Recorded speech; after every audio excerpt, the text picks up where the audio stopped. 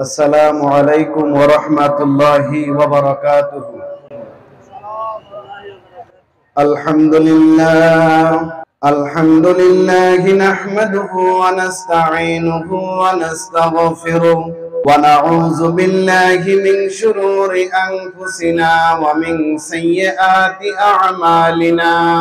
من يهده الله فلا مضل له ومن يضلله فلا هادي له، ونشهد أن لا إله إلا الله وحده لا شريك له، ونشهد أن سيدنا وسندنا ومولانا محمدا عبده ورسوله صلى الله عليه وعلى آله وأصحابه وبارك وسلم. أما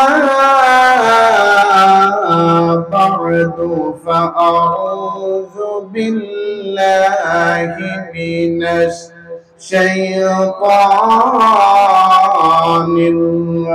الرجيم. بسم الله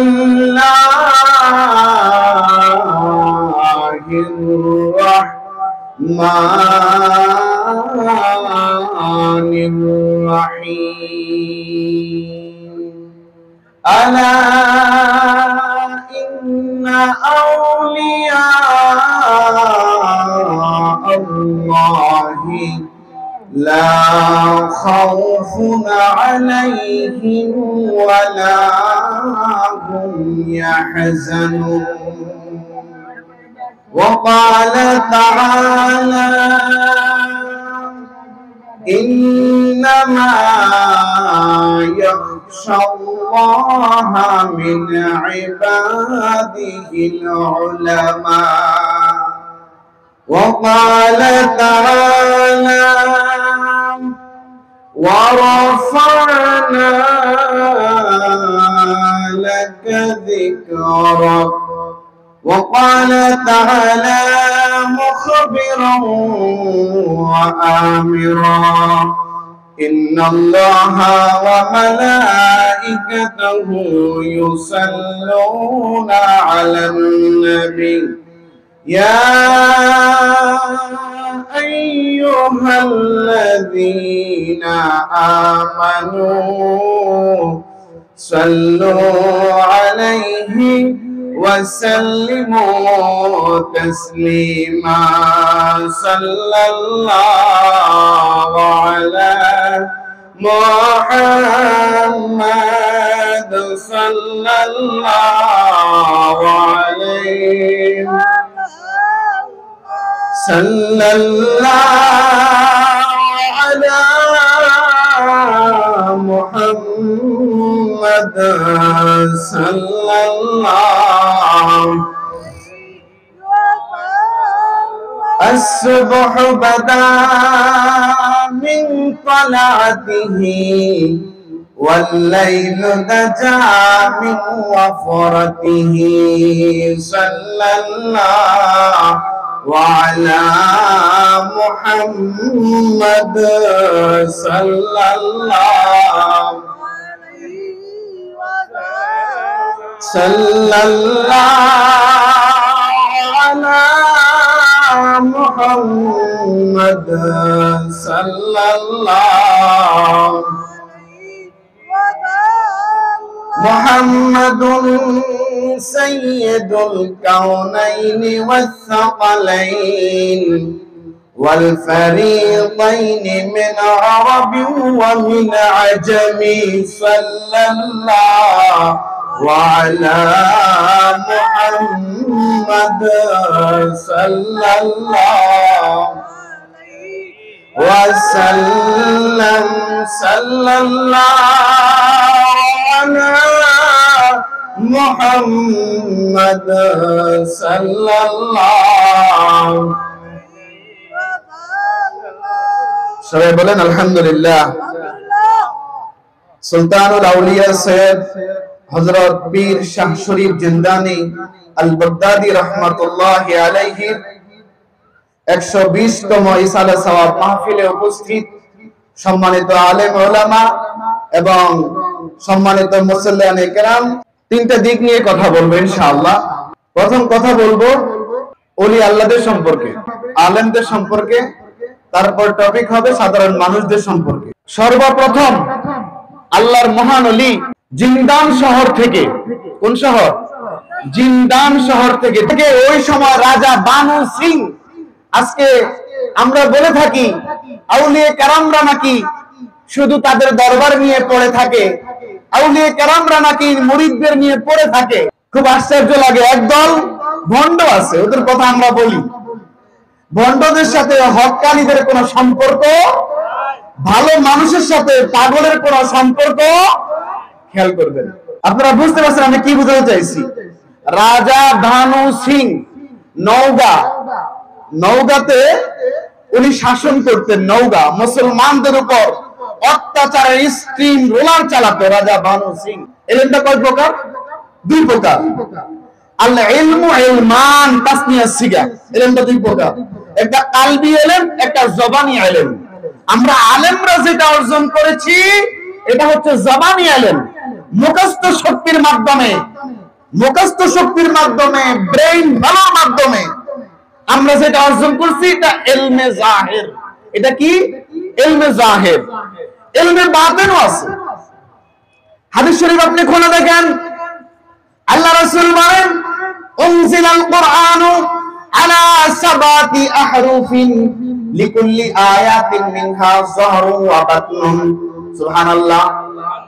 পবিত্র কুরআনুল কারীমকে আল্লাহ রাব্বুল আলামিন 7 কেরাতে, 7 হরফে, 7 স্বরে আল্লাহ রাব্বুল আলামিন কুরআনুল কারীমকে অবতীর্ণ করেছেন। সুবহানাল্লাহ। উনজিলাল কুরআনু আলা সাবাতি আহরুফিন লিকুল্লি আয়াতিন মিনহা যাহরুন ওয়া বাতনুন। তাহলে এই বাতিনি কথা সর্বপ্রথম আমরা শুনেছি রাসূল আকরাম সাল্লাল্লাহু আলাইহি ওয়াসাল্লামের জবান মোবারক থেকে। কোরআনের একটা জাহিরি অর্থ আছে, একটা বাতিনি অর্থ আছে। জাহিরি মানে প্রকাশ্য, বাতিনি মানে অপ্রকাশ্য বাংলায়। গভীর মনোযোগ, মনোযোগের সহিত আসবেন। এই যে আল্লাহর মহান ওলি নিয়ে কথা বলছি, আমরা কেউ ওনার কাছে ডাইরেক্ট চাই না। চাই কার কাছে? কথা বলেন, কার কাছে? আল্লাহর কাছে। আসি জিয়ারতের উদ্দেশ্যে, আসবেন জিয়ারতের উদ্দেশ্যে, জিয়ারত করবেন। কি করবেন? যেমন আমরা সওয়াবের আসানি করি, বিভিন্ন নিয়ম অনেকে জিয়ারত করে থাকে। আমরা সওয়াবের আসানি করে থাকি আস্তাগফিরুল্লাহ রাব্বি মিন কুল্লি যামবি ওয়া আতুবু ইলাই 11 বার, সূরাতুল ফাতিহা 3 বার, সূরাতুল ইখলাস 10 বার, যে কোনো দুরূদ শরীফ 11 বার, আরো সংক্ষিপ্ত ভাবে সূরা ফাতিহা 1 বার, সূরা ইখলাস 3 বার, যে কোনো দুরূদ শরীফ 3 বার। এভাবে পড়লেও কিন্তু আপনি সওয়াবের আসানি বা জিয়ারত করতে পারবেন। যারা পূর্বেকার জামানার আল্লাহর ওলি ছিল, বাংলার ইতিহাসে, পাকিস্তানের ইতিহাসে, ভারত বা ইন্ডিয়ার ইতিহাসে কোন নবী আসে নাই, কোন সাহাবী আসে নাই ভারত উপমহাদেশের মধ্যে। হক্কানি রব্বানি আল্লাহর ওলিরা আজকে যাদের বিরুদ্ধাচরণ আমরা করি, এই আল্লাহর ওলিরাই এই দুনিয়ার মধ্যে, এই দুনিয়া নামক একটা জায়গা, এই জায়গার একটা অংশ ভারত উপমহাদেশ, হিন্দুস্তান। এই হিন্দুস্তানেই আউলিয়া কেরামরা ইসলামের দাওয়াত নিয়ে আসছেন। সুবহানাল্লাহ বলেন। এর মধ্যে একজন আল্লামা শাহ শরীফ জিন্দানি রহমাতুল্লাহি আলাইহি, ওনাকে বাগদাদিও বলা হয়। যেহেতু আজকে ওনাকে নিয়ে আলোচনা, ওনার ইসালে সওয়াব, অর্থাৎ আমরা ওনার কাছে সওয়াব বক্সাবো। কারণ বাঙালি বহু মারাত্মক একটা জিনিস। সূরাতুল বাকারা তাফসীর পড়েন, দেখবেন বনি ইসরাইল জাতি কত বড় নাড়া জাতি ছিল, বনি ইসরাইল। আর আমার চিন্তা হয় আমাদের বাংলার জমিনে এরকম কারো বংশধর আছে কিনা, থাকতে পারে। কারণ আপনি খেয়াল করেন, আমি ইস্তেগফার করলাম, আমার জন্য আমি গুনাহ মাফ চাইলাম, কার কাছে? সূরাতুল ফাতিহা পড়লাম, সূরাতুল ইখলাস পড়লাম, দুরূদ শরীফ পড়লাম, দুইটা হাত আল্লাহর দরবারে তুললাম।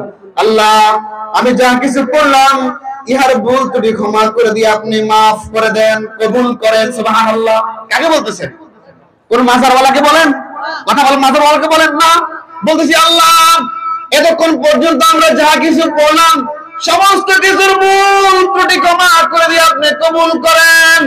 সওয়াবগুলোকে বহু কোটি গুণে বাড়ায়া দিয়া সাইয়্যিদুল মুরসালিন, ইমামুল মুরসালিন, ইমামুল মুত্তাকিন, খাতামুন নবিয়্যিন, রাহমাতুল লিল আলামিন, শাফিউল মুজনিবিন, রাহাতুল আশিকিন, মুআদিল মুশতাকিন, শামসুল আরিফিন, সিরাজুস সালিকিন, সিরাজাল মুনীরা, সাইয়্যিদনা নবিয়্যানা শাফিআনা মাওলানা মুহাম্মদ সাল্লাল্লাহু আলাইহি ওয়াসাল্লামের রওজায়ে আতহারে পৌঁছায়া দেন।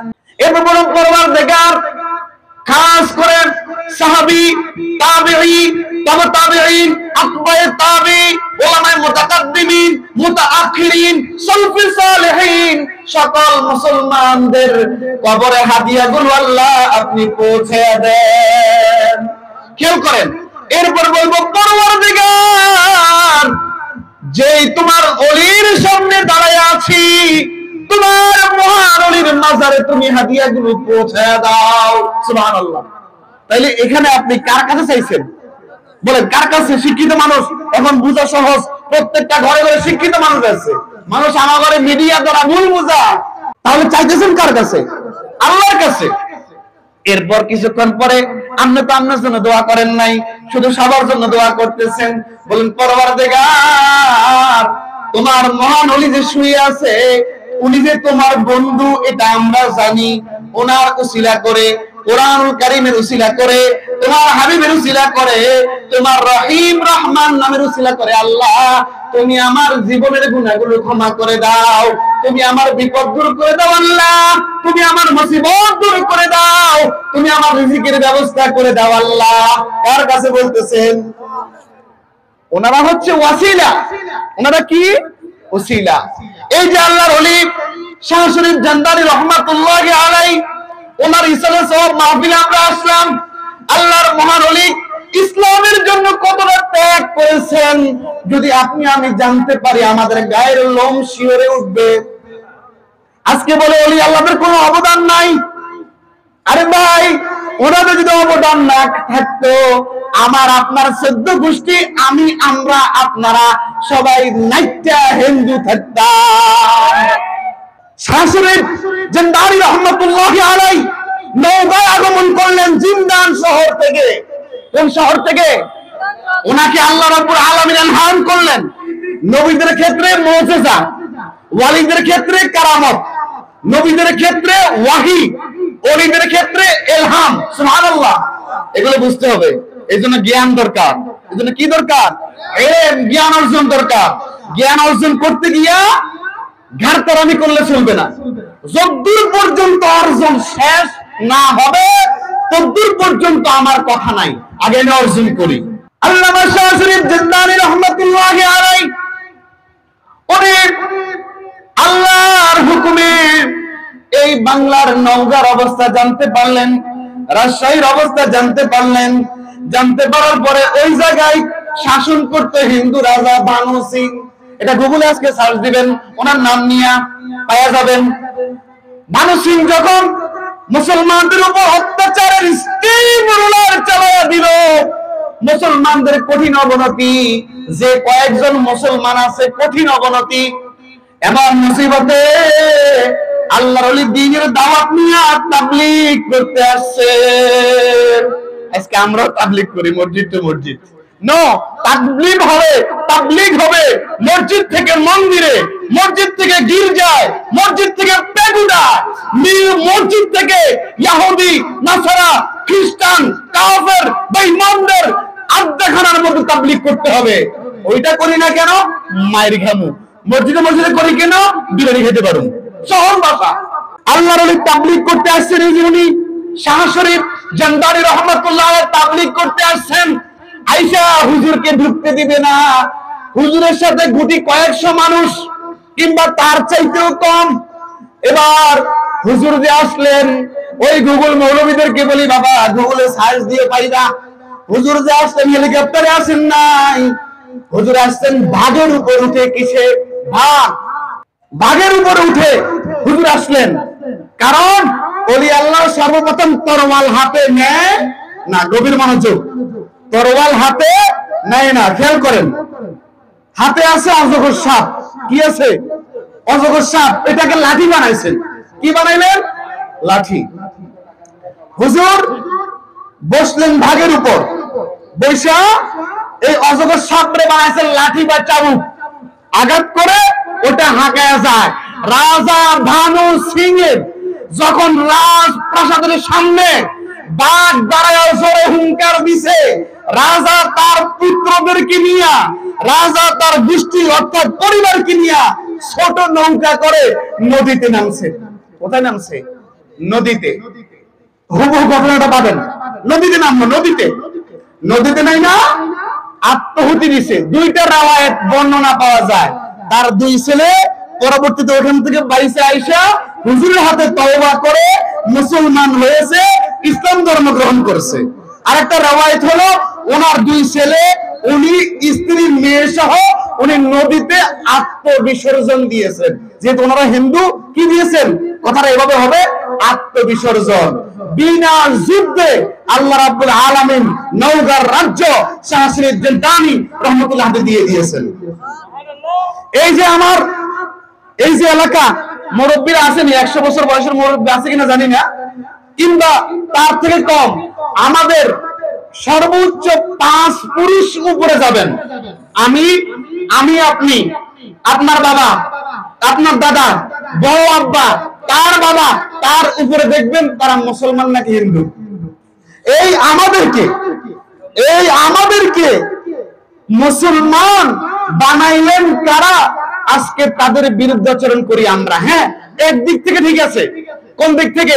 যদি কোন জায়গায় ভণ্ডামি চলে, বেদাতি চলে, বেসরা কোনো কাজ চলে, শরীয়তের খেলাফ কোনো কাজ চলে, ওইটা ঠিক আছে, ওটা বন্ধ করতে হবে। ওটা কি করতে হবে?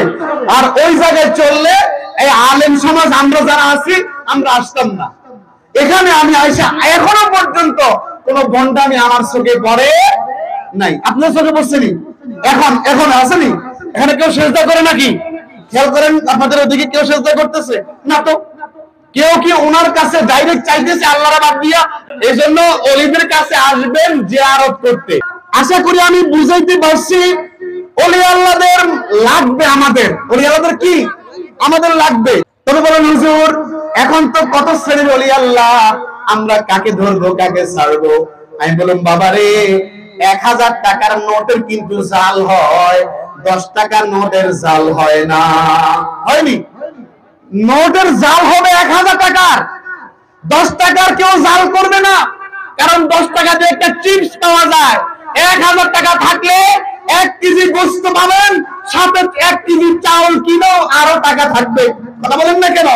তাই মানুষ বাধ্য হয়ে 1000 টাকার নোটের জাল করে, কারণ 1000 টাকা দামি টাকা। সুবহানাল্লাহ। আউলিয়া কেরাম হচ্ছেন দামি।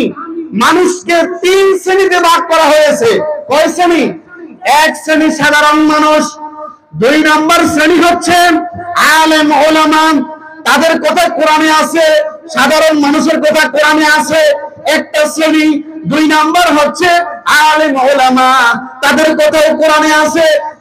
এরপর হচ্ছে আউলিয়া কেরাম, তাদের কথা আল্লাহ রাব্বুল আলামিন কোরআনে বলেছে। আল্লাহর অস্থায়ী আবাস থেকে স্থায়ী আবাসে প্রত্যাবর্তন করেন। সুবহানাল্লাহ বলবেন না? তার মানে বাবারে, আল্লাহর ওলি যারা, নেককার বান্দা যারা, আবেদ বান্দা যারা, মুমিন বান্দা যারা, তারা তাদের কবরে আল্লাহর দেওয়া রিজিক প্রাপ্ত হয়। কেউ যদি তাদের কাছে আইসা জিয়ারত করে সওয়াব বকশায়, নিয়মিত বলছি, যা কিছু করলাম, প্রথম যেভাবে বললাম সেভাবে সওয়াব যখন বর্ষণ করে, এভাবে করতে করতে আমরা কি করি? আমাকে যখন কেউ সালাম দেয়, আসসালামু আলাইকুম ওয়া রাহমাতুল্লাহি ওয়া বারাকাতুহু, যখন আমাকে কেউ বলে, আমি কি বলি? ওয়া আলাইকুমুস সালাম ওয়া রাহমাতুল্লাহি ওয়া বারাকাতুহু। বাবারে, যখন জীবিত একটা মানুষকে সালাম দিলে ব্যাক জব পাওয়া যায় একজন যিনি আল্লাহওয়ালা মুমিন মুত্তাকি আল্লাহর ওলি শুয়ে আছেন, ওনাকেও যখন যে আপনি সালাম দিবেন ব্যাগ পাওয়া যায় ঠিক, আমাদের ওই কান এবং ওই চোখ নাই, তাই আমরা শুনতে পাই না। বাবারা আমার কথা কি শুনেন, যদি আপনি ওলি আল্লাহ না মানেন আমার আপত্তি নাই, কিন্তু আপনার পায়ে আমি হাত দিয়ে বলি কখনো বিরুদ্ধাচরণ কইরেন না, বেয়াদবি কইরেন না। তবে হ্যাঁ, যদি কেউ বন্ধ হয়, বেদাতি হয়, বেসরা হয়, তাদের বিরুদ্ধাচরণ করা যাইতে পারে। কিন্তু যারা এভাবে লক্ষ লক্ষ কোটি কোটি মানুষকে নিজের আরামের ঘুম হারাম করে দিয়ে, পরিবার পরিজন ছেড়ে দিয়ে, মাতৃভূমি জন্মভূমি ছেড়ে দিয়া যারা হিন্দুস্তানের জমিতে আইসা ইসলাম ধর্ম প্রচার কইরা আমাকে আপনাকে আমাদের পূর্বপুরুষদেরকে মুসলমান বানাইলো, আল্লাহর দোহাই লাগে এদের বিরুদ্ধাচরণ কেউ করবেন না। আল্লাহর কসম করে বলি বাবারে আমার, আপনার তো মানুষ কম, আমি কিতাবাতে নিয়ে আসছিলাম, যখন দেখি মানুষ কম এজন্য কিতাবের স্টেজে উঠাই নাই। আপনারা জানেন আমি একটা মুহাদ্দিস মানুষ, আল্লাহ মাফ করে, পরিযোগ্যতা আমার নাই, কিন্তু কিতাব নিয়ে কথা বললে আমার মধ্যে একটু আরাম পাই। শুধু একটা হাদিস বলি, সহিহ বুখারী থাকে, আমার দুই পাশে ভালো ভালো আলেমেরা আছেন, আমি তো ওনাদের সন্তান তুল্য, বয়সটা একবারে অল্প, ওনারা আমাদের বাবা দাদার বয়সের। গভীর মনোযোগ দিয়ে শোনেন, সহিহ বুখারী থেকে একটা হাদিস বলছি সামান্য করে। এই হাদিসটাকে হাদিসে কুদসি বলে। কি বলে? হাদিসে কুদসি। গভীর মনোযোগ। আমার আল্লাহ বলেন, মান আদালি ওয়ালিয়ান ফাকাদ আযানতুহু বিল হারব। গভীর মনোযোগ। আমার আল্লাহ বলতেছেন হাদিসে কুদসি এটা, قال الله تعالى, যে হাদিসের শুরুতে থাকবে قال الله تعالى, قال الله سبحانه وتعالى, إن الله تعالى, যে হাদিসের শুরুতে থাকবে বুঝবেন এটা হচ্ছে হাদিসে কুদসি। এটার কওল কার? আল্লাহর। قال الله تعالى, আল্লাহ তাআলা বলতেছেন, মানাদালি ওয়ালিয়ান ফাকাদ আযানতুহু বিল হারব, যে আমার ওলির সাথে শত্রুতা করে, দুশমনি করে, বিরুদ্ধাচরণ করে, আল্লাহ বলে আমি আল্লাহ তার সাথে যুদ্ধ ঘোষণা করি। আমি আরো সহজ করে বলে দেই, বুখারী শরীফ মূল কিতাব কয় খণ্ড?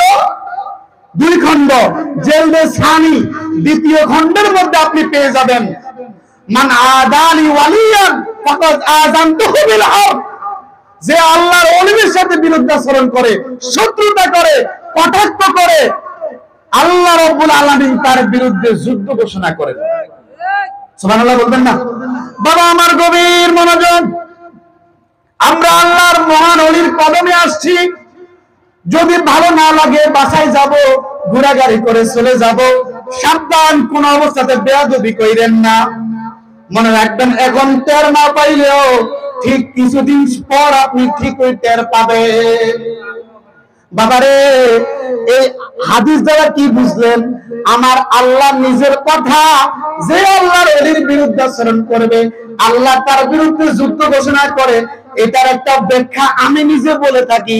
ওই তুমি যে ব্যক্তি আল্লাহর ওলির বিরুদ্ধাচরণ করছো, তোমার দল বল নিয়ে রেডি হও আল্লাহর সাথে যুদ্ধ করার জন্য।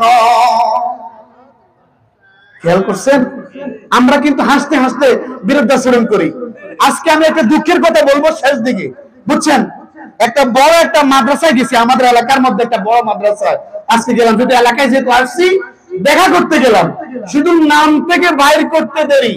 আমার মতো বেটাকে আলহামদুলিল্লাহ আপনাদের দোয়ায় শত শত ছাত্রকে সামনে বসাইয়া আমি দাস দেই, আমার মতো বেটাকে বলতেছে যে ওইগুলো বেদাতি কাজ। এগুলো কি কাজ? বেদাতি কাজ। আজকে গেলাম আমি, এরপর বললাম আপনার পড়াশোনা কতটুকু? হ্যাঁ, ফাজিল কামিল অনার্স মাস্টার্স। এই শব্দটা কোন শব্দ? বাংলা, উর্দু, ফার্সি না আরবি? বলেন। বেচারা কয় ফার্সি। অর্থ কি? এবার অর্থ কইছে। আচ্ছা, এর সমীকরণ কি দাঁড়াইলো? এখন আপনি যে আক্রমণাত্মক বললেন, আপনি আমার বাবার বয়সের থেকে ছেড়ে দিলাম, না হয় আমার কাছ থেকে অন্তত পক্ষে কোন বজ্জা আপনার গাবে আবো বিন্দু মাত্র ছাড় পাবে না। এরপর কয় হ্যাঁ অনেক জায়গায় চলে, আমি বলছি আমি যেই জায়গায় যাই ওই জায়গায় এইসব বেদাতি বন্ডামি বেসরা থাকে না, কারণ আমি গেলে আমার লস, মানুষ আমার বিরুদ্ধে চরণ করবো। হুজুর অমুক জায়গা গেছে, হুজুর ওয়াজের পাশে মানুষ মাথা ঢেকে রাখছে, কি ঢেকে রাখছে, মাজারে মাথা ঢেকে রাখছে, আমারও সমস্যা বেশি হইব। বাবা আমার এই বড় মাদ্রাসাগুলোতে এগুলো শিক্ষা দেয়, বড় বড় কিতাব পড়ানো দরকার। এই যে হাদিসটা বললাম, আপনি আশ্চর্য হয়ে যাবেন, ওই মাদ্রাসায় বুখারী শরীফ মূল কিতাব খুঁজলাম, বড় দুঃখ লাগে কিতাবটা আমাকে দিতে পারলো না। বড় মাদ্রাসা, বড় মাদ্রাসা, এরা আলেম, এরা মানুষকে বুঝায়। ক্লাস 8 এর আকায়েদ বই পড়ে এরা মাসালা বুঝায়, মাসালা বুঝাইলে ফতোয়া আলমগীরি পড়ি, ফতোয়া শামী পড়ি, এরপর ফিকহের জ্ঞান হেদায়েত পড়ি, মানুষকে শিখাইবো, বুঝেন না? ফতোয়ার কিতাব পড়ি, ফতোয়া দিব, মাসালা কিতাব পড়ি, মাসালা দিব। ক্লাস 8 এর আকায়েদ বই পড়ি, মাসালা শিখা। কথাটা একদিকে চলে গেছে, আমি আবার ফিরে আসি। আমি 3টা আয়াত তেলাওয়াত করেছি। প্রথম বলেছিলাম আলা ইন্না আউলিয়া আল্লাহি লা খাউফুন আলাইহিম ওয়া লা হুম ইয়াহজানুন। সুবহানাল্লাহ। বাবারে আমার আল্লাহ বলেন, এই আয়াতের গভীর অর্থ, গভীর সারমর্ম, যারা আল্লাহর ওলি তাদের দুনিয়াতে এবং আখিরাতে ভয়ও নাই, দুশ্চিন্তাও নাই। সুবহানাল্লাহ। এরা ভীত সন্তুষ্ট হবে না। আচ্ছা, একটা মানুষ যদি ভয় পাইতে পাইতে এমন অবস্থা হয়, তার ভিতরে কি আর ভয়ের কোনো লেশ আছে? মানে সে ভয় পাইতে পাইতে তার পুরো জীবনটাই চলে গেছে। এখন তারে কি আবার বলা লাগবে আই ভয় পাও? এটাকে বলা লাগবে? কথা বলেন নাকি? বলা লাগবে? তাহলে আমার আল্লাহ বলেন, যারা আল্লাহর ওলি তাদের দুনিয়া আখিরাতে ভয়ও নাই, দুশ্চিন্তাও নাই। আমি মানুষ কয় শ্রেণী বলছি? সাধারণ, আলেম, ওলি আল্লাহ। আমার হিসাবে, আমার দুই পাশে বড় বড় আলেমেরা আছেন, আমার হিসাবে সর্বপ্রথম first class of first class, সর্বপ্রথম যেই লকবটা আছে এটা আমি আল্লাহর ওলিদেরকে দিলাম। সুবহানাল্লাহ বলেন। এই কোরআন থেকে দিলাম, নিচে দেই নাই। নিচে কে? খেয়াল করেন, আলা ইন্না আউলিয়া আল্লাহি লা খাউফুন আলাইহিম ওয়া লা হুম ইয়াহজানুন। যারা আল্লাহর ওলি, প্রথম বলেন আলা, আলাদা হরফে তানবে, সাবধান সূচক, ধমক, খামোশ। কে বলেন? আল্লাহ। এই শব্দটা আরবিতে যেখানে আপনি আলা পাবেন, আমা পাবেন, এই দুইটা হচ্ছে হরফে তানবে, এলার্ট সূচক, সতর্কতা সূচক শব্দ। কে বলেন? আমরা ধমক দেই না, খামোশ, থামো। ওই আমার আল্লাহর ধমক হচ্ছে আলা, হুঁশিয়ার, সাবধান। কে বলেন? ইন্না আউলিয়া আল্লাহে লা খাউফুন আলাইহিম ওয়া লা হুম ইয়াহজানুন। সার কথা, যারা আল্লাহর ওলি, যারা আল্লাহর মাহবুব বান্দা, মাকবুল বান্দা, তাদের দুনিয়া ও আখিরাতে না আছে কোনো চিন্তা, দুশ্চিন্তা এবং ভয়, কিছু নাই। এটা হওয়া সহজ না কঠিন? আল্লাহর ওলি হওয়া সহজ না কঠিন? সহজ নয়, অনেক কঠিন। প্রথম যে ইলম দুই প্রকার বললাম না, আমরা আলেমেরা অর্জন করছি একটা, ইলমে জাহির, কিতাবি ইলম। এখন আমাদেরকে ইলমে বাতিন লাগবে। সহিহ বুখারী, কোন কিতাব? সহিহ বুখারী শরীফ। এটার মধ্যে একখানা হাদিস আছে প্রথম দিকে, মান ইউরিদিল্লাহু বিহি খায়রান ইউফাক্কিহু ফিদ্দীন ওয়া ইন্নামা আনা কাসিমুন ওয়াল্লাহু ইউতি। সুবহানাল্লাহ বলেন। বুখারী শরীফের হাদিস প্রথম নম্বর থেকে 100 নম্বরের ভিতরে আছে। আমি সচরাচর হাদিসের নাম্বার বলি না।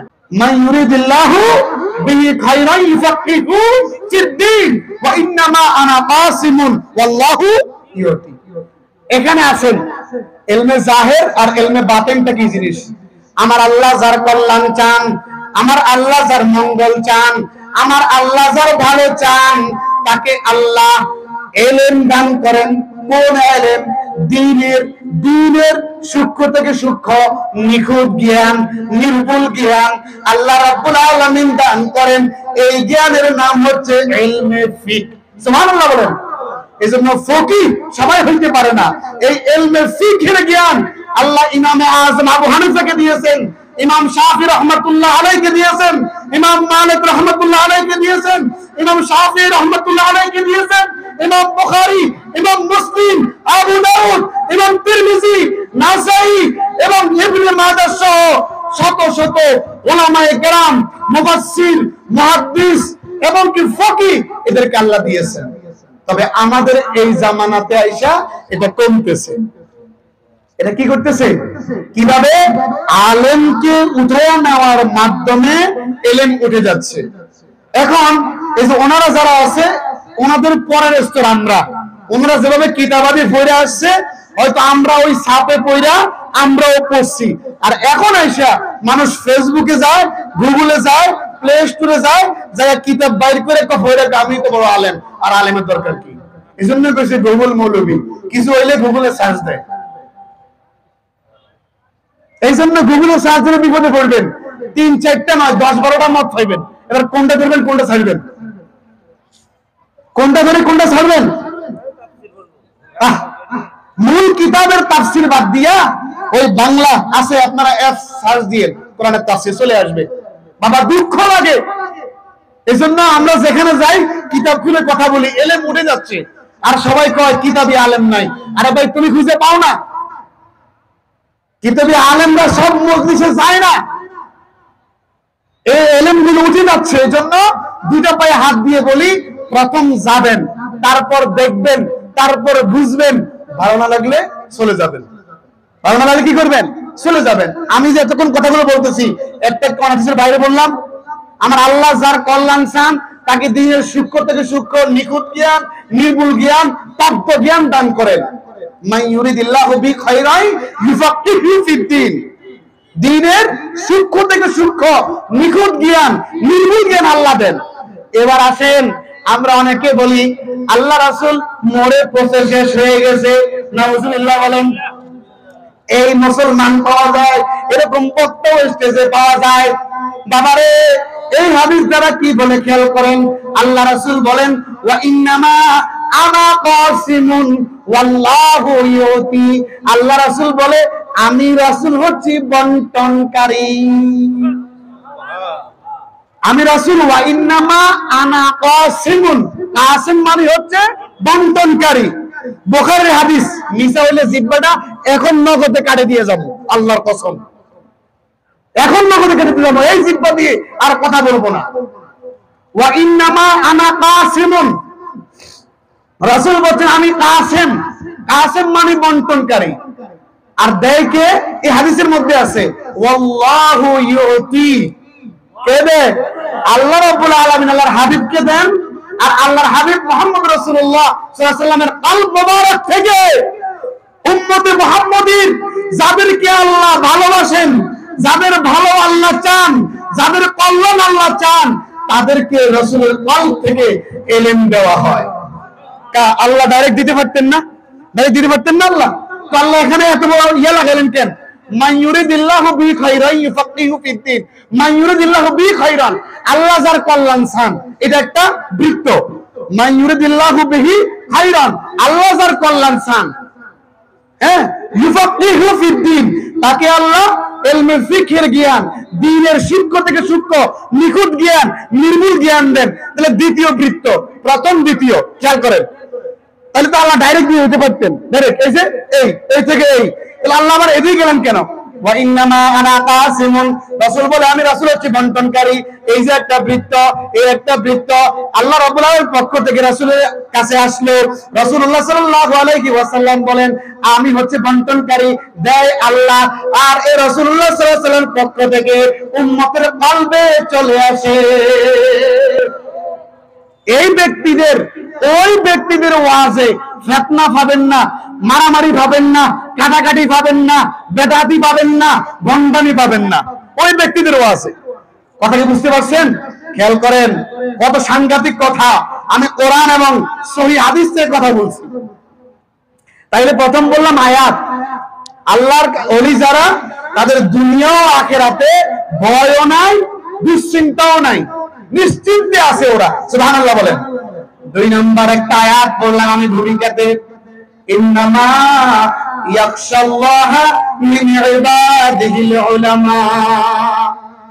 আলেমের বহু বছর উলামা। খেয়াল করেন, আমার আল্লাহ নিজে বলেন ইন্নামা ইয়াখশাল্লাহা মিন ইবাদিহিল উলামা। আমার বান্দাদের মধ্যে যারা আলেম, তারা আমি আল্লাহকে বেশি ভয় করে। সুবহানাল্লাহ কইবেন না? আমরা ওই প্রকার আলেম হইতে পারি নাই। তাহলে বুঝা গেছে দ্বিতীয় পয়েন্ট, তাইলে ফার্স্ট ক্লাস আল্লাহর ওলিরা, এরপর শুধু ফার্স্ট ক্লাস আলেমরা, তারা ভয় পায়। তারা কি পায়? ভয় পায়। আর এর উপরে যারা আছে, ভয় পাইতে পাইতে পাইতে পাইতে এমন মাকাম অর্জন করেছেন, আল্লাহ বলে বান্দা তোর কোনো ভয় নাই, তোর জন্য আমি আল্লাহই যথেষ্ট। সুবহানাল্লাহ। এরা হচ্ছে ফার্স্ট ক্লাস আল্লাহর ওলিরা। দ্বিতীয় আলেমেরা, আমরা ওই প্রকার বাবা আলেম হইতে পারি নাই। আমার আল্লাহ বলেন আমার বান্দাদের মধ্যে যারা আলেম, তারা আমি আল্লাহকে বেশি ভয় করে। আরে যদি আমরা ওই প্রকার আলেম হইতাম, আমাদের কথাতে ফিতনা থাকতো না, আমাদের কথাতে রেষারেষি থাকতো না, আমাদের কথাতে ওয়াজেতে গীবত থাকতো না, শিকায়ত থাকতো না, বিরুদ্ধাচরণ করার থাকতো না, অহংকার তাকাব্বুরি আমাদের ওয়াজে থাকতো না। বাবারে আমার, তাহলে বুঝতে পারলাম আল্লাহ ওদের স্তরটা কোথায়, বুঝতে পারলাম তো আমরা। তারপর আলেমদের স্তর, এই আলেমদের স্তর থেকে যে আলেম আল্লাহকে ভয় পাচ্ছে, এখন আলেমের দ্বিতীয় নাম্বার কাজ হলো একজন আল্লাহর ওলির হাতে বায়াত হওয়া। কি হওয়া? বায়াত হওয়া। আমার মনে হয় এই বায়াতের বিরুদ্ধে কেউ নাই, যদিও থাকে একদল বেদাতি আছে, যারা বায়াতের বিরুদ্ধে বলে তারা বেদাতি। বায়াত সম্পর্কে কোরআনে কারিমে আছে এবং রাসূলের কথা আছে বায়াত সম্পর্কে। আশ্চর্য হয়ে যাবে, সুবহানাল্লাহ বলবেন না? রাসূল বললেন বাইউনি, তোমরা আমার হাতে বায়াত গ্রহণ করো, আলা আল্লাহ তুশরিকু বিল্লাহি শাইআ, এই মর্মে যে আল্লাহর সাথে কাউকে শরীক করবে না। এই রাসূলুল্লাহর এই পদ্ধতি জারি রাখছেন সাহাবায়ে কেরাম। খেয়াল করেন, আমি পয়েন্ট টু পয়েন্ট বলতেছি। রাসূলুল্লাহর বায়াত পদ্ধতি শিখাইলেন রাসূলুল্লাহকে কে? কে শিখাইলেন? আল্লাহ শিখাইলেন। আর এই বায়াত পদ্ধতিতে রাসূলুল্লাহর হাতে যারা বায়াত হইতো, এরা মুসলমান এবং সাহাবী। রাসূল আকরাম সাল্লাল্লাহু আলাইহি ওয়াসাল্লামের কাছে আসছেন, আয়েশা তওবা করে মুসলমান হয়েছেন, এবং ওই ঈমানের উপর যারা মৃত্যুবরণ করেছেন তারাই সাহাবী। সুবহানাল্লাহ বলেন। এরপর যারা সাহাবীদের হাতে হাত রাইখা মুসলমান হইয়া কি তওবা করে মুসলমান হইছেন, তারা তাবেঈ। তাহলে সাহাবীরাও বায়াত করাইছে।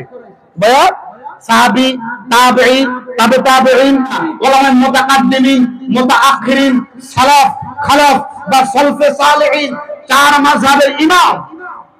আস্তে আস্তে প্রত্যেকটা সিলসিলা হক্কানি আল্লাহর ওলিদের পর্যন্ত। সুবহানাল্লাহ বলেন। কথা কি বুঝতে পারছেন বাবা?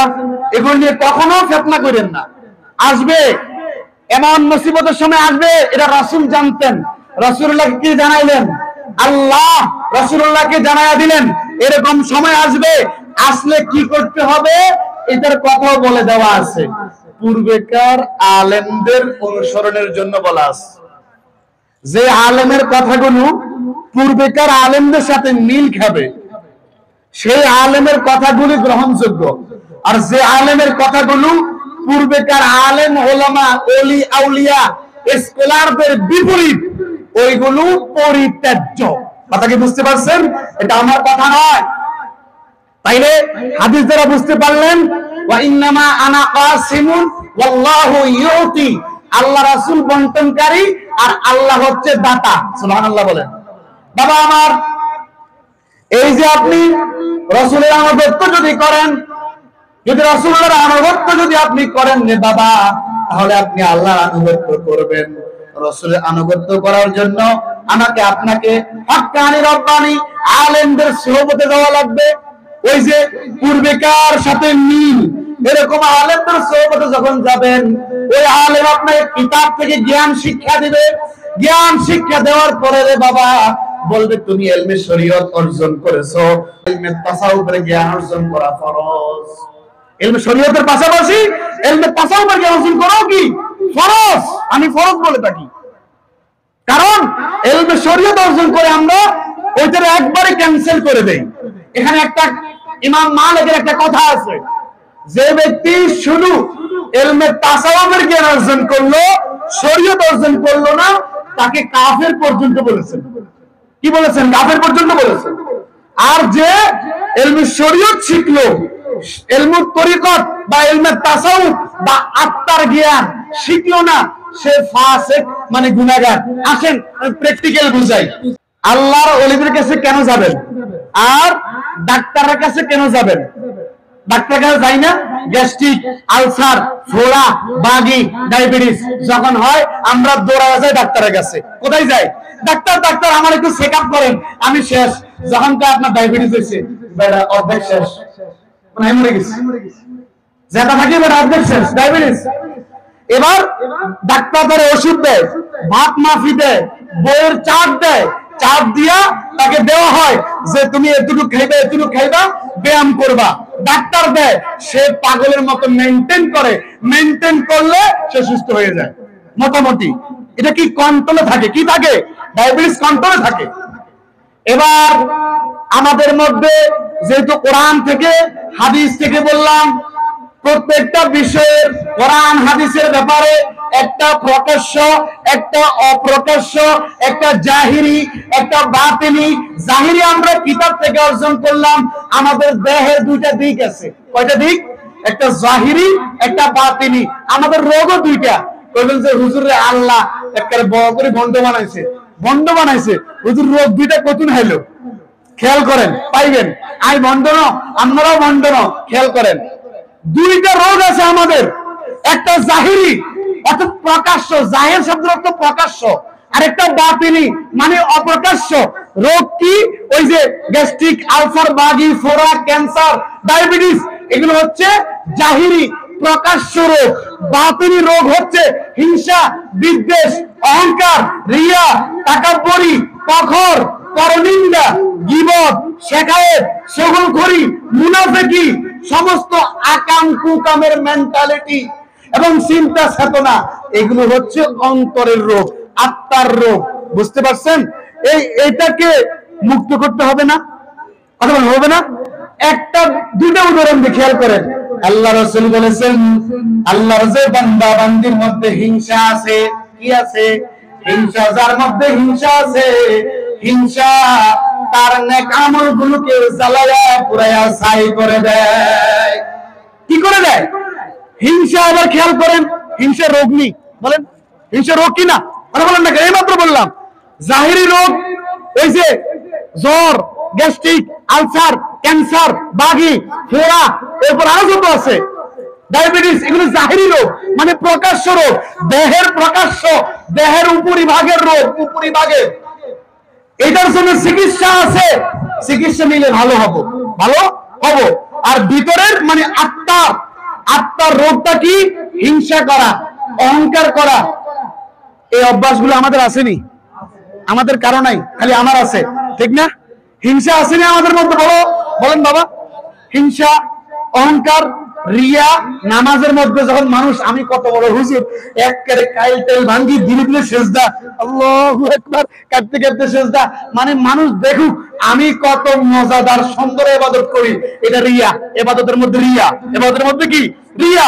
এই রিয়া ইবাদতে থাকা যাবে? এটা হচ্ছে আত্মার রোগ।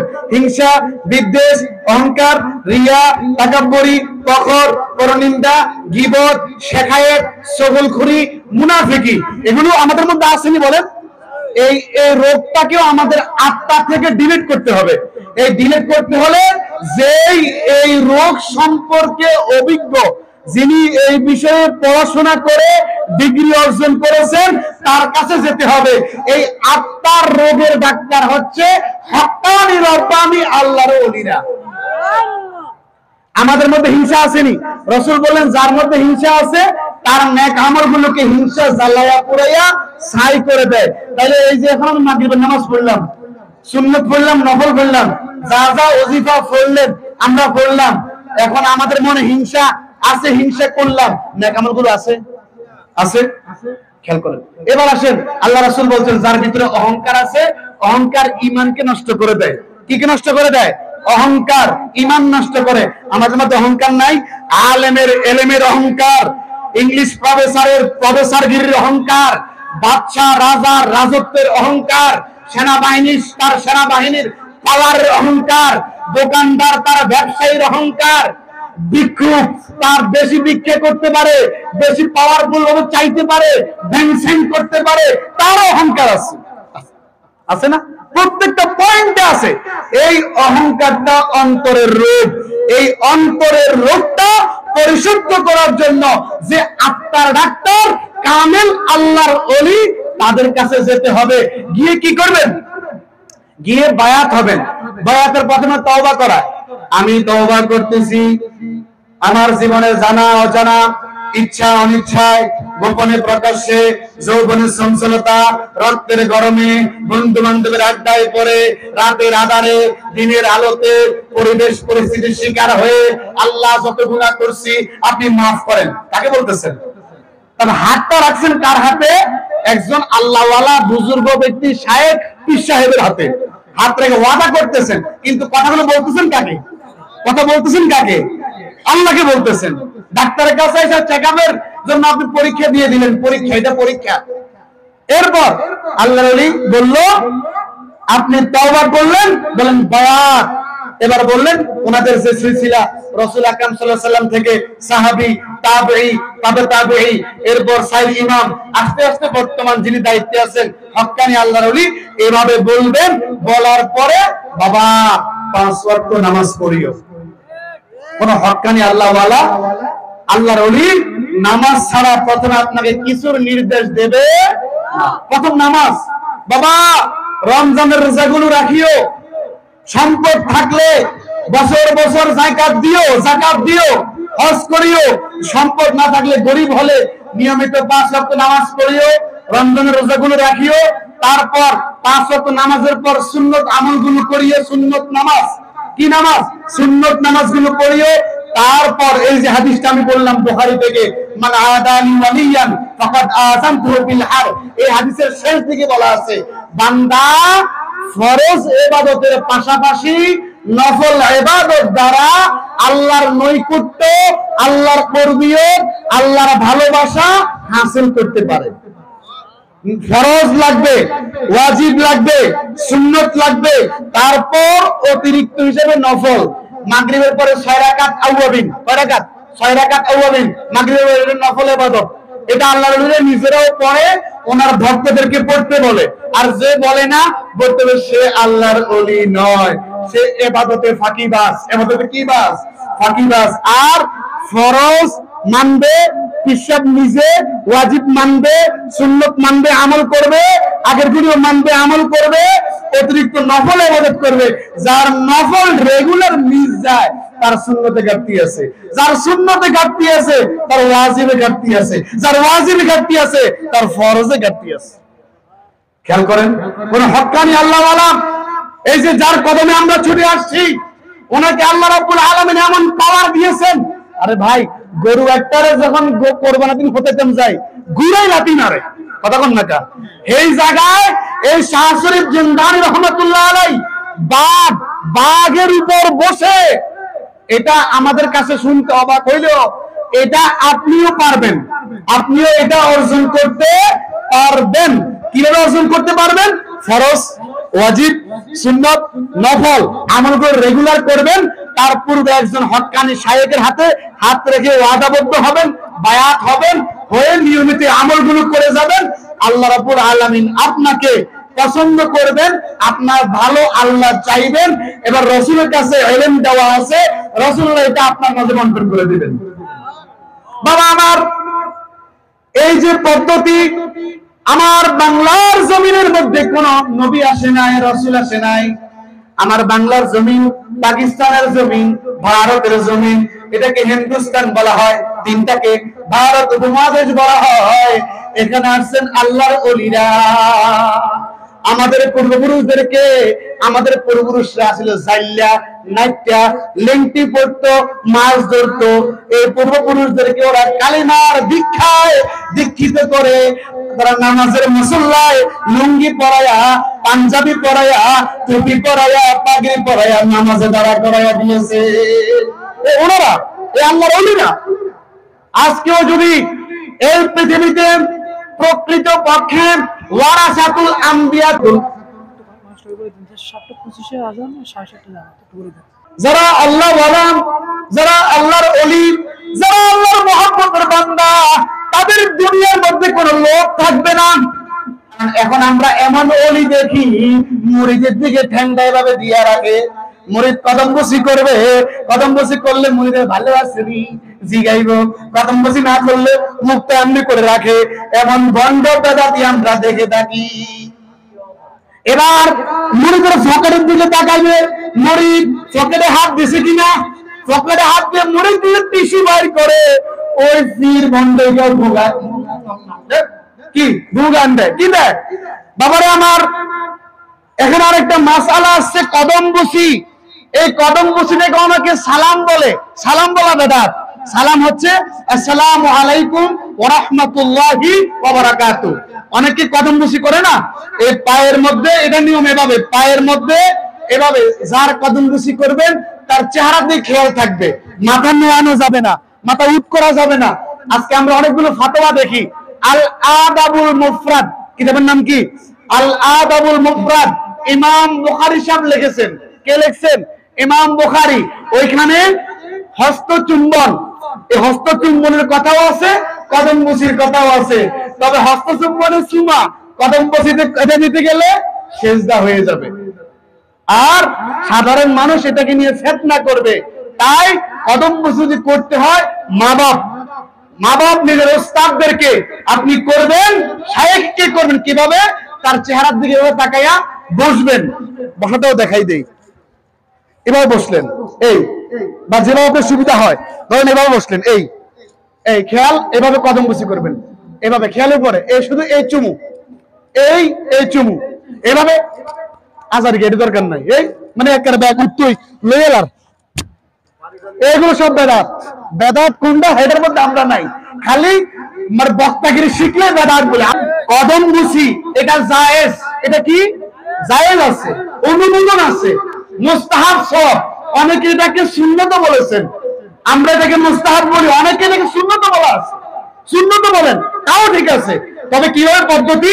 এভাবে খেয়াল করে, এভাবে চুমু, এভাবে না, এভাবে না, এভাবে না, এভাবে না, এই নিয়ে এই এনাফ। এটা কদম বসি, এটা মুস্তাহাব একটা আমল, ছোট্ট একটা আমল। ভালো লাগলে করবেন, না হলে শুধু সালাম দিবেন, আসসালামু আলাইকুম ওয়া রাহমাতুল্লাহি ওয়া বারাকাতুহু। বিরুদ্ধ সালাম করা যাবে না, পক্ষে দলিল আছে। আজকে ডাইরেক্ট ওই গুগল মৌলবীরাই ফতোয়া লিখছে শিরক। এটা কি লিখছে? কদম বসির শিরক লিখছে। আমি তো মুস্তাহাব কইছি। ওলিরা কি এটা তো বুঝছেন, এরা আল্লাহ রাব্বুল আলামিনের খুব কাছের। কোরআন দ্বারা প্রমাণ দিলাম। এরপর আলেমদের ব্যাপারটা তো বুঝছেন, এটাও কোরআন দ্বারা প্রমাণ দিলাম। সাধারণ মানুষের দায়িত্ব কি? আল্লাহ বলেন ওয়ামা খালাকতুল জিন্না ওয়াল ইনসা ইল্লা লিয়াবুদুন। আমি জিন এবং ইনসানকে কেবলমাত্র শুধুমাত্র আমার ইবাদত করার জন্য সৃষ্টি করেছি। আর ইবাদতের পদ্ধতিটা মানুষ শিখবে আলেম ওলামা থেকে। এই আলেম ওলামা যদি ওনাদের মধ্যে ইলমে তাসাউফের জ্ঞান থাকে, এক কথায় আত্মার জ্ঞান, বললাম না আত্মার রোগের কথা মনে থাকবে না আপনাদের? যদি কেউ বলে বুঝাবেন, আর না পারলে আমার কাছে নিয়ে আসবেন। আত্মার জ্ঞান, আত্মার ইলম, অর্থাৎ আত্মার রোগ এবং কি জাহিরি রোগ। মানুষের শরীরের দুইটা দিক আছে, ঠিক কোরআনের অর্থেরও দুইটা দিক আছে, হাদিসের অর্থেরও দুইটা দিক আছে। এইটা আমার আল্লাহ এবং তার রাসূলের শিখানো পদ্ধতি। আর এই যে রোগগুলো যে আছে, এটা রোগ হিসেবে আমরা চিনি না, কিন্তু খারাপ কাজ হিসেবে জানি। হিংসা করা খারাপ কাজ, অহংকার করা খারাপ কাজ, কিন্তু এটা যে আত্মার রোগ, এটা আমার ভিতরের রোগ। হিংসা আমার আমল জ্বালায় পড়ে ছাই করে দিচ্ছে, অহংকার আমার ঈমান ধ্বংস করে দিচ্ছে, এটা আমাদের খবর নাই, আমাদের কি নাই।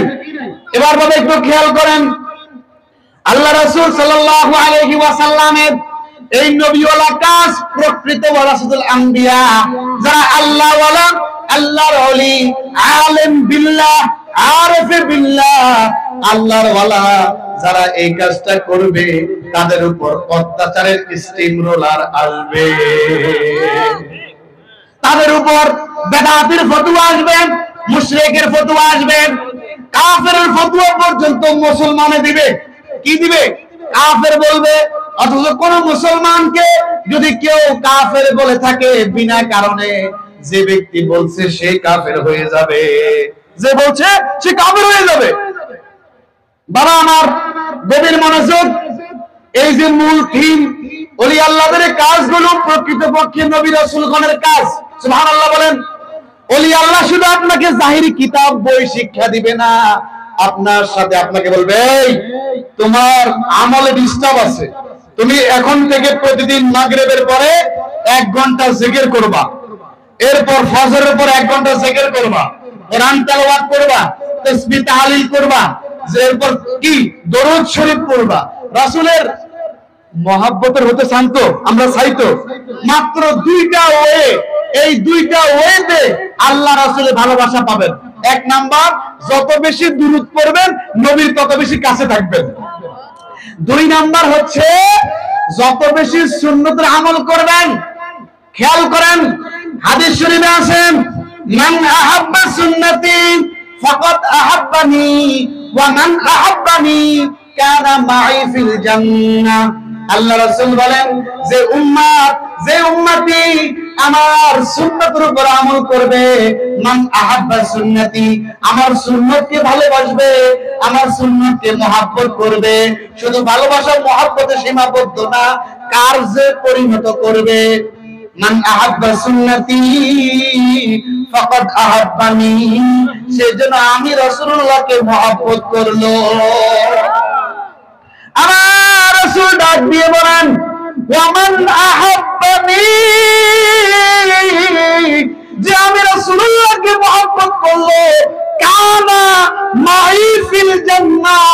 এভাবে নবীজি 2টা আঙ্গুল মুবারক দেখায় বললেন, আমি আর আমার এই উম্মত একসাথে বেহেশতে থাকবো।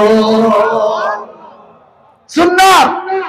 এবার সুন্নতকে যদি এনকারি করেন, এবার কি অবস্থা? সাধারণ অলিদের বিরুদ্ধে চরণ করলে, অলিদের বিরুদ্ধে চরণ করলে আল্লাহ যুদ্ধ ঘোষণা করে। কে যুদ্ধ ঘোষণা করে?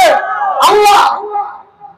আবার যদি নবীর সুন্নতের বিরুদ্ধে চরণ করেন, আকিদাতুন নাসাবী নামক কিতাবের মধ্যে আসে সুন্নাতুল ইহানাতু কুফরুন, নবীর আপনা একটা ছোট্ট একটা সুন্নতকে এনকার করা, টিটকারি করা, অপছন্দ করা বেঈমান হওয়ার কাজ।